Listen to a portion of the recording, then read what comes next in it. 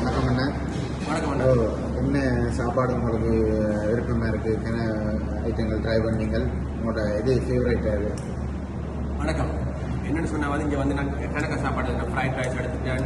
Fried ரைஸில் வந்து 2 விதமான ஃப்ரைட் ரைஸ் இருக்குது. பட் சாப்பாடு நல்லா இருந்தது.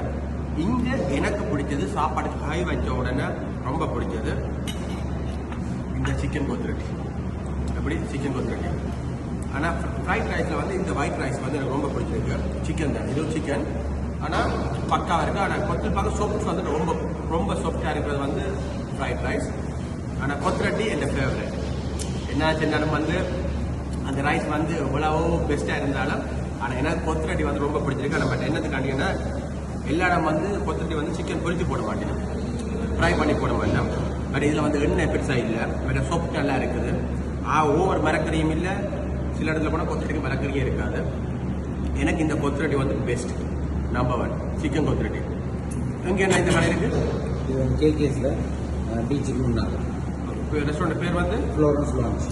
ஸோ இந்த ரெஸ்டாரண்ட்டுக்கு வந்தீங்கன்னு சொன்னால் மெயினாக நீங்கள் ஃபோக்கஸ் பண்ண வேண்டியது வந்து சிக்கன் கொத்துரட்டி பெஸ்ட் எனக்கு. ஆனால் பீஃப் கொத்துரட்டி வருது நான் சாப்பிடல, அதெல்லாம் சொல்ல மாட்டேன், நான் சாப்பிட்டு தான் சொல்லணும். ஆனால் அதே மாதிரி ஒயிட் ஃப்ரைட் ரைஸ் ஆனால் உரைப்பு தேவைன்னு சொன்னால்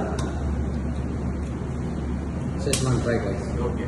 ஆனால் நான் உரைப்பு சாப்பிட்றேன் உரைப்பட்ட வழியா. ஆனால் அம்மா கொடுத்தாங்க, இது முடியலை, ஏன்னா நான் மட்டும் தான் எடுத்தேன். ஆனால் அம்மா சாப்பிட்டது இது. ஸோ அது முடிஞ்சது. ஆனால் எனக்கு எந்த ஃபேவரட் வந்து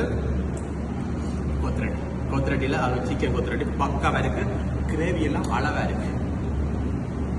இது கட்டணம் செலுத்தப்படாத விளம்பரம். யார் என்னாலும் எனக்கு பிரச்சனை இல்லை. ஓப்பனாக உண்மையாக சொல்கிறோம் வந்து யார் வந்தாலும் சிக்கன் கொத்துரட்டி எடுத்து பாருங்க, இல்லாட்டி இந்த ஒயிட் ரைஸ் எடுத்து பாருங்க, பக்காவாக இருக்கு. நன்றி.